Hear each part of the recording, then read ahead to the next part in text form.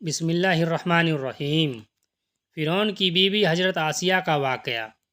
دوستو، آج ہم بات کرنے والے ہیں حضرت موسیٰ علیہ السلام اور ظالم بادشاہ فرعون اور اس کی بیوی حضرت آسیہ کے بارے میں۔ آپ سے گزارش ہے کہ اس واقعہ کو پورا دیکھیں۔ جب فرعون کو نجومیوں نے بتایا کہ بنی اسرائیل میں اللہ کا ایک نبی پیدا ہوگا جو تمہاری حکومت کو ختم کر دے گا اور اس کے ہاتھ ہی تمہاری موت ہوگی، فرعون اس خطرے سے بچنے کے لیے الگ الگ طریقے آزمانا شروع کر دیا اور اس نے بنی اسرائیل کو اپنا غلام بنا لیا اور اس سے اپنا کام کرواتا، بالکل نوکروں کی طرح بنی اسرائیل میں پیدا ہونے والے لڑکوں کو قتل کروا دیتا اور لڑکیوں کو زندہ رہنے دیتا۔ اسے معلوم نہیں تھا کہ اللہ تعالیٰ نے فیصلہ کر لیا ہے تو لاکھ کوشش کر لے اس سے کوئی فائدہ نہیں ہے۔ کچھ ہی وقت کے بعد فرعون اور اس کی سلطنت کو ختم کرنے والا بچہ بنی اسرائیل کے یہاں پیدا ہو گیا۔ حضرت موسیٰ علیہ السلام کے والد کا نام عمران اور والدہ کا نام عیر تھا۔ اسی نام کو یعقوب بھی کہا جاتا ہے۔ انہیں بھی اس بات کا اندازہ تھا کہ ظالم فرعون ان کے بچے کو پیدا ہوتے ہی مار دے گا۔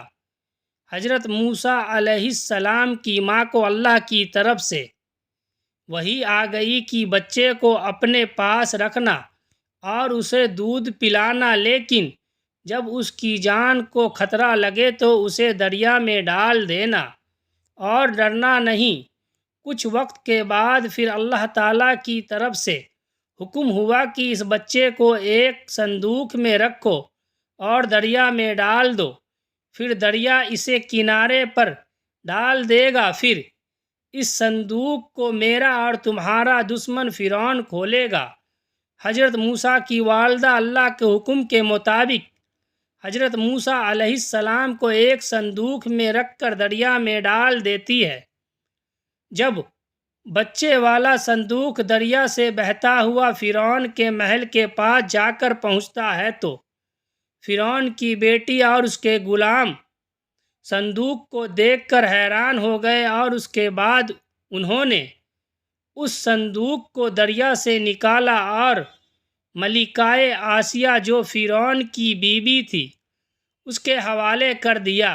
جب فرعون کی بیوی نے صندوق کا ڈھکن کھولا تو ایک خوبصورت بچے کو دیکھ کر بہت خوش ہوئی اور انہوں نے فوراً بچے کو پالنے کا فیصلہ کر لیا، اور جب فرعون نے اس بچے کو بھی قتل کرنے کا حکم دیا تو فرعون کی بیوی سامنے آ گئی اور بولی، یہ بچہ میری اور تمہاری آنکھوں کی ٹھنڈک ہے، اسے قتل مت کرو، ہو سکتا ہے یہ بچہ ہمیں فائدہ پہنچانے کا کوئی ذریعہ بنے، کیوں نہ ہم اسے اپنا بیٹا مان لیں۔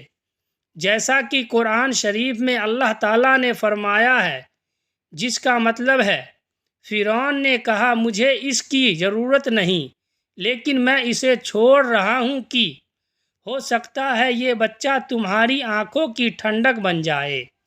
اس طرح اللہ تعالیٰ نے فرعون کے محل میں ہی حضرت موسیٰ علیہ السلام کو پناہ دی۔ اس کے بعد اللہ تعالیٰ کی قدرت نے ایک اور کرشمہ دکھایا۔ حضرت موسیٰ جو کہ ابھی دودھ پیتے بچے تھے، انہوں نے کسی بھی دائی کا دودھ پینے سے انکار کر دیا۔ اللہ تعالیٰ نے فرمایا، ہم نے موسیٰ علیہ السلام پر دائیوں کے دودھ کو حرام قرار کر دیا۔ محل والے نے ایک ایسی عورت کی تلاش شروع کر دی جس کا دودھ یہ بچہ پینے لگے۔ اتنے میں حضرت موسیٰ علیہ السلام کی بہن سامنے آئی اور بولی، میں ایسی عورت کے بارے میں بتاؤں گی جس کا دودھ یہ بچہ ضرور پیے گا۔ اس کے بعد حضرت موسیٰ علیہ السلام کی والدہ کو بلایا گیا۔ وہ آئی اور حضرت موسیٰ علیہ السلام نے ان کا دودھ پی لیا۔ اس طرح سے اللہ تعالیٰ کے حکم سے وہ اپنے ہی بچے حضرت موسیٰ علیہ السلام کی دائی بن گئی۔ ان کے لیے شاہی چیزوں کا انتظام کر دیا گیا۔ حضرت موسیٰ علیہ السلام فرعون کے محل میں پل کر جوان ہو گئے۔ اللہ تعالیٰ نے انہیں اسلام کا پیغام پہنچانے کا حکم دیا۔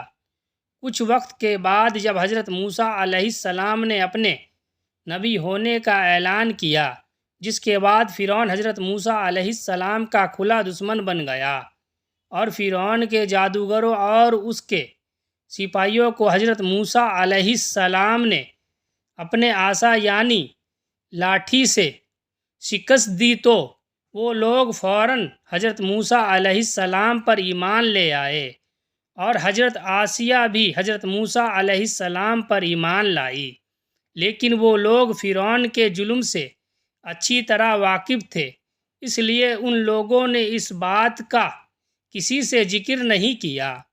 ایک دن حضرت آسیہ اپنی بیٹی کو کنگھی کر رہی تھی اور ان کے منہ سے اللہ کا نام نکل گیا۔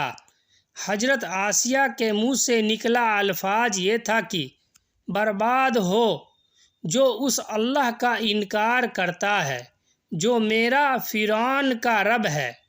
بیٹی بھی پکی کافر تھی، اس نے اپنے باپ فرعون کو یہ بات بتا دی۔ پھر فرعون نے اپنی بیوی پر طرح طرح کے ظلم کرنا شروع کر دیا۔ حضرت آسیہ کو دھوم میں لٹایا جاتا، ان پر سانپ چھوڑ دیے جاتے۔ ظلم کے جواب میں حضرت آسیہ کہتی، میں موسیٰ اور ہارون کے رب پر ایمان رکھتی ہوں۔ فرعون نے ان کے کئی رشتہ داروں کو ذبح کروا دیا، لیکن انہوں نے پھر بھی فرعون کو رب نہیں مانا۔ آخر کار فرعون نے ان کے ہاتھ اور پاؤں میں کیل گاڑ دیے اور ان کے سینے پر بھاری پتھر پٹکتا۔ حضرت آسیہ نے اللہ تعالیٰ سے دعا مانگی، اے میرے پروردگار، میرے لیے جنت میں ایک گھر بنا دے اور مجھے فرعون اور اس کے برے اعمال سے نجات اور بخشش دلا دے، اور مجھے ظالم قوم سے چھٹکارا دلا دے۔ روایت میں ہے کہ حضرت موسیٰ علیہ السلام یہ سب منظر دیکھ رہے تھے اور انہوں نے بھی دعا مانگی کہ اے اللہ، رنج اور درد آسیہ سے دور کر دے اور اس ظالم سے نجات دلا دے۔ اس کے بعد اللہ تعالیٰ نے فرشتوں کو بھیجا جنہوں نے حضرت آسیہ پر اپنے پروں کا سایہ کیا۔ پھر انہوں نے جنت کے محل دکھائے، پھر وہ مسکرائی اور اللہ نے ان کی روح کو اپنی طرف اٹھا لیا۔ حضرت آسیہ کا شمار جنت میں سب سے عظمت رکھنے والی عورتوں میں ہوگا۔ قرآن شریف کے سورہ تحریم میں اللہ تعالیٰ نے اپنے دو مقدس نبیوں حضرت نوح علیہ السلام اور حضرت لوط علیہ السلام کی بیویوں کی مثال بیان کی، جو نیک بندوں کی بیوی ہونے کے باوجود کافر رہی اور جہنم میں جائے گی، اور ساتھ ہی دو نیک بیوی کا بھی ذکر کیا جو اپنی امت کے ایمان والی عورتوں کے لیے مثال ہو گئی۔ فرعون کی بیوی حضرت آسیہ جو فرعون جیسے کافر اور اللہ کے نافرمان کی بیوی ہونے کے باوجود اللہ پر ایمان لائی، اور دوسری حضرت عیسیٰ علیہ السلام کی والدہ حضرت مریم۔ اللہ پاک ہم سب کو زیادہ سے زیادہ نیک اعمال کرنے کی توفیق عطا فرمائے، آمین۔ دوستو، ہماری یہ ویڈیو اچھی لگی ہو تو ہمارے چینل کو لائک کریں، سبسکرائب کریں اور بیل آئیکن کو دبائیں، کمنٹ کر کے ضرور بتائیں۔